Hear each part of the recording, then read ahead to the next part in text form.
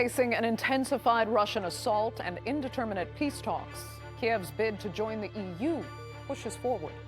The EU enlargement chief calls Ukrainian membership inevitable, but can it surmount both external and internal pressure to stop it? Plus, can Kiev, Europe, and the US find any path forward together to end the war?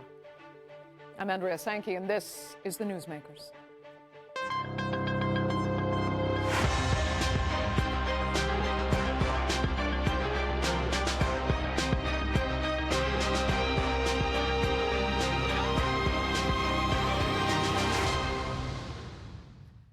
Well, as the conflict rages in Ukraine, U.S. President Trump is repeating his earlier mantra that Kiev holds no cards, and therefore President Zelenskyy should accept the latest U.S. peace deal outright. But Ukraine and its European counterparts disagree, and a revised proposal has been sent to Washington for review. President Trump shocked many this week when he called Europe decaying and its leadership weak. But with Ukraine expecting to become an EU member before the end of this decade, exactly how the conflict is settled is fundamental to European security. Here's a look. Europe is being pulled deeper into a war where US pressure is tightening.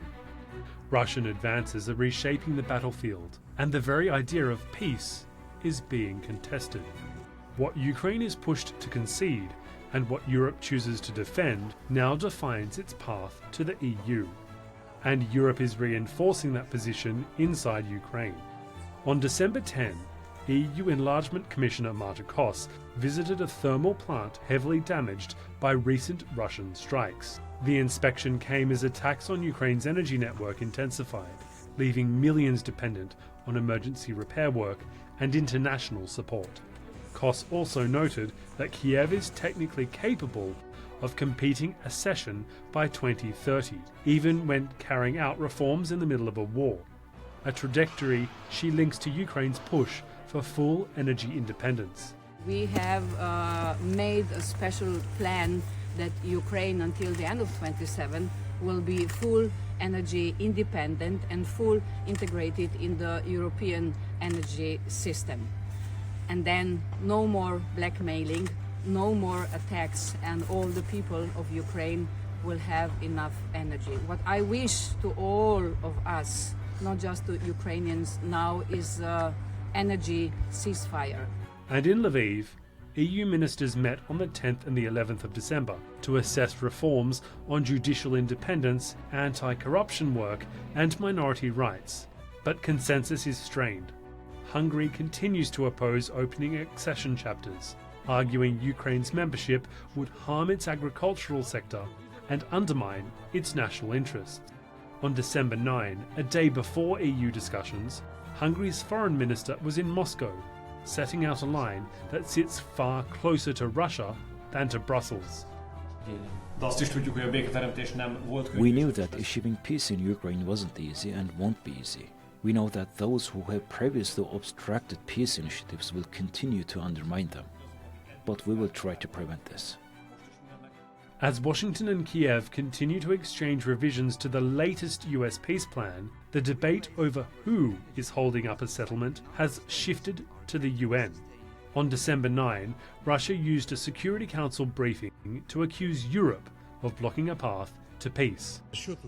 Ukrainians are now being forced to pay an even higher price. Can any of those who called today's meeting clarify why Ukrainians are being forced to fight against their will when what we have on the table are fairly realistic proposals for long-term lasting settlement of the Ukrainian conflict, something that our US colleagues are diligently working on? What are Ukraine European sponsors trying to achieve? Back on the battlefields, Ukrainian commanders report Russia's largest mechanized push yet inside Potrovsk, with Kiev holding the northern districts under heavy fire. At the same time, Ukraine is trying to hit Russian supply routes at sea with drones to disrupt Moscow's advance. Kiev has handed in its response to the latest US peace draft, a 20-point proposal built around a demilitarized zone, security guarantees, and limits on Ukraine's forces. But several provisions, including territorial concessions and restrictions on Ukraine's military, are dividing European capitals. even as Washington pushes to keep talks moving. As US and European demands diverge, Ukraine's future is being shaped moment by moment. The decisions taken now, on the front line, and in negotiating rooms and across Europe's capitals, will define the peace that follows, and the EU that Ukraine seeks to join. Well, joining me now to look further at Ukraine's prospects for peace as well as EU accession are former economic advisor to President Zelenskyy and assistant professor of economics at Cambridge University, Alexander Rodnyansky, from London, visiting senior research fellow at King's College London and author of Through Times of Trouble, Conflict in Southeastern Ukraine Explained from Within, Anna Matveeva, and also from London, research affiliate and former academic program manager at Cambridge University's Center for the Study of Existential Risk, Paul Ingram. Thanks all so much for being with me. I would like to start with the whirlwind of the week so far. The Trump administration obviously wanted its deal accepted immediately. It wasn't, which led to almost unprecedented insults of U.S. allies. So, Alexander, what do you make of the process that has unfolded over the last 5 days? Where do we really stand now? Yeah, well, first of all, thanks for having me. We are still miles apart when it comes to a settlement between Russia and Ukraine, as far as I can see.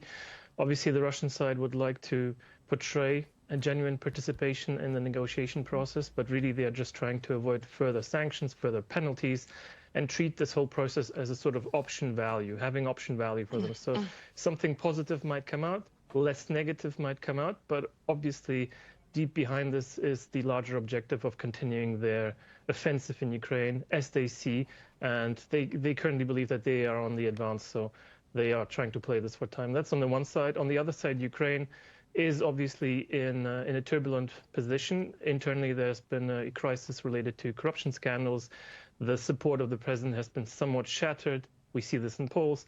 And obviously, pressure is also mounting from the outside. There is this initiative on the part of President Trump, has been throughout ever since he was elected. He obviously has his own incentive structure. He would like to see some sort of settlement be achieved. Now, I think it's still unrealistic when it really comes to having a ceasefire that's permanent, that's lasting, and that's really genuine, seen as genuine on the part of both Russia and Ukraine. Okay. Anna, let me turn to you, because in spite of Alexander's analysis, from what I understand, you do not believe that we are miles apart on this. In fact, you're expecting a resolution relatively soon. Yes, I think so. I think we are very close to the grand finale, to the end game. I think that President Trump is the decisive actor, and he is really turning from managing the war, managing the conflict, to rapidly going towards the end game. And he is doing it because he thinks that this is now an opportunity to complete the process. He is getting impatient with both sides, admittedly, but he also thinks that the kind of a compromise deal which he managed and his team managed to negotiate is actually a realistic peace deal for Ukraine. Ukraine and European allies do not agree, but the weakness is that they do not have any plan B to the plan A, which was based on the strategic defeat of Russia, which does not seem to be anywhere close. So just a quick time scale then, Anna. When do you actually see the end game?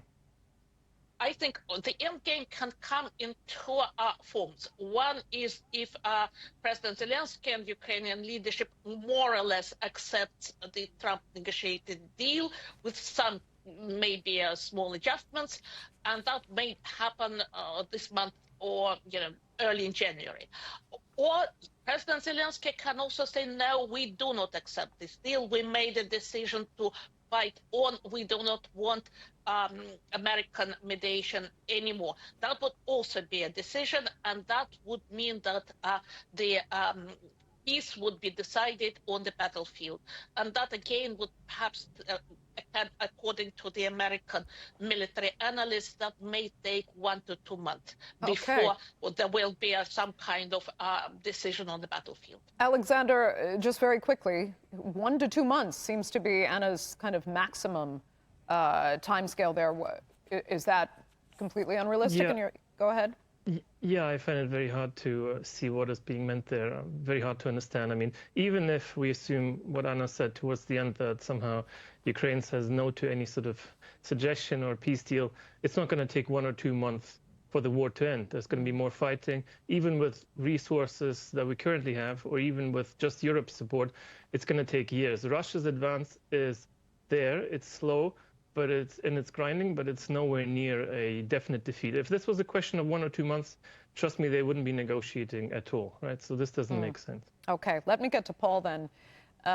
Your opinion then. I mean, some are complaining, Paul, that the U.S. proposal is actually exactly what Putin asked for, and that it leaves Europe entirely unprotected.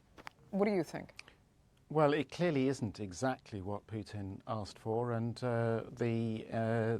my understanding is that many within Moscow would at least in the initial stage, reject the proposal from Trump as an opening position. I think both sides. I have sympathy for both the views expressed just now. I think that we are seeing both sides extremely far apart. But I am also of the opinion that the Europeans cannot support Ukraine indefinitely. And whilst I would agree that it's going to take more than 1 or 2 months for Ukraine to collapse, I think that the Russians will just continue, and this war will grind on and to an inexorable victory for Russia. So we do have a choice here as Europeans. We have a choice as Ukrainians and as Americans to recognise what the realities are on the ground.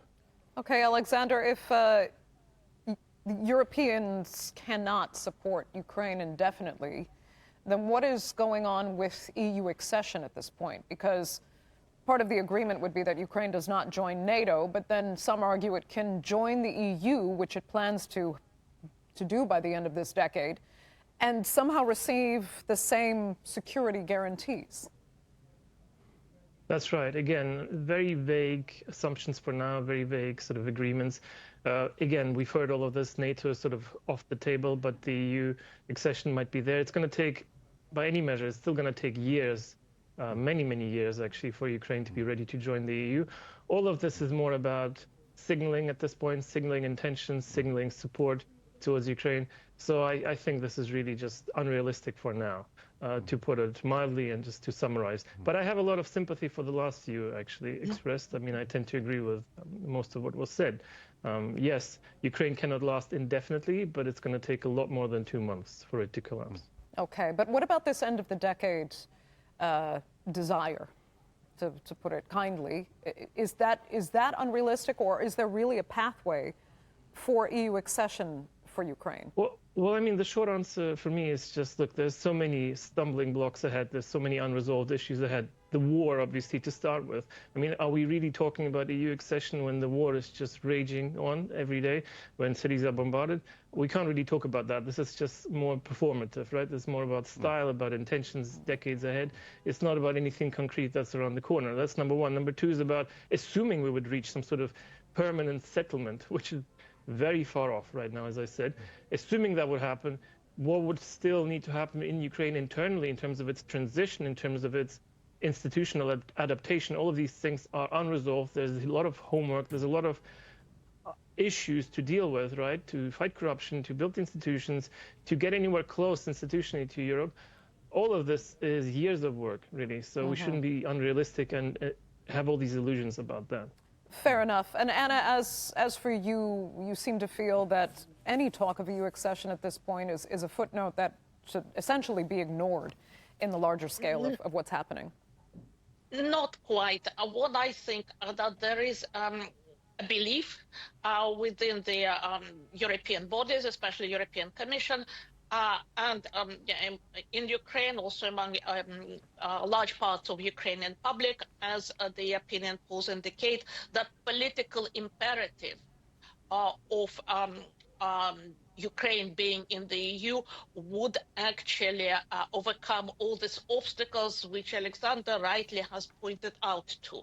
That because Ukraine is in the right fighting evil Russia that there will be so much political momentum to have Ukraine in the EU. I doubt that the EU can actually get tangible security guarantees. The EU is not a security actor, has never been. But certainly, of course, it's a very big political, economic, and social step.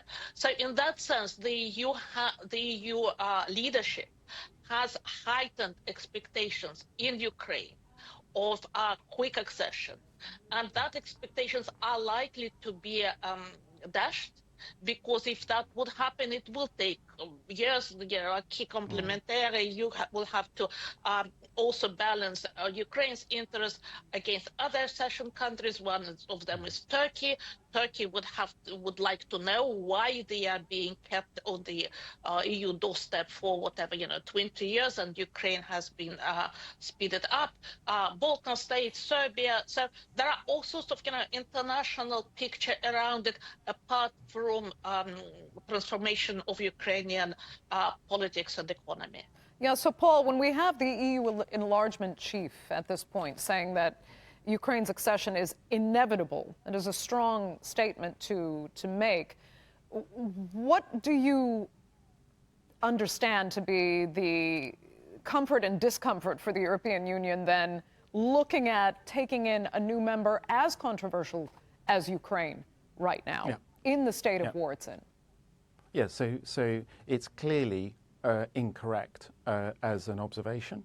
It is, as has just been said, a signal of solidarity, and we are seeing very strong desires expressed on the part of EU leaderships to support Ukraine in this conflict, and that does reflect public opinion that is basically within Europe behind Ukraine. But that's not enough. This is the challenge. I mean, so all the blockages that we've already talked about, plus some on top. The Polish farmers are not going to be very happy about large quantities of Ukrainian agricultural produce coming in without tariffs and much cheaper. There's going to be all sorts of interests within the European Union that will get in the way of a smooth accession, and then on top of that, something that very few people are talking about at the moment in this context, but is very serious challenge to any future planning, is the political revolutions that are going on inside European Union countries.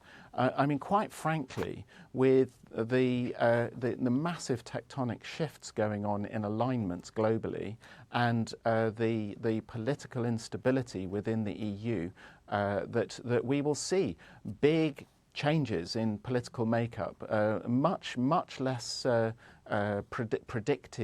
predictable and less solid over the next 2 or 3 years in France, in Germany, in the UK, and elsewhere. These governments are not popular. And the replacement political institutions are going to be much more sceptical about the European Union.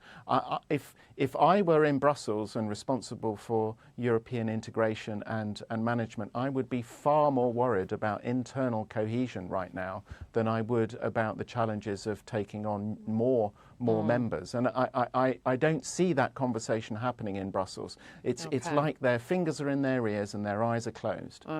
Okay. I mean, Alexander, would you agree there? And also, I have to bring up that you wrote an article recently about profound corruption in Ukraine's government and how much it has cost the economy as well as the people. I mean, based on that alone, would Ukraine actually be a liability for the EU that could cause some serious damage to the institution itself? And how is that informing the process of peace talks right now? That's right. Well, first of all, yes, I do have a lot of sympathy, and I agree with most of what Paul said, if not everything. Yes, I was actually going to mention the Polish resistance also, so that's a very pertinent factor that's going to play out over the years, especially if we get further along into these EU accession negotiations.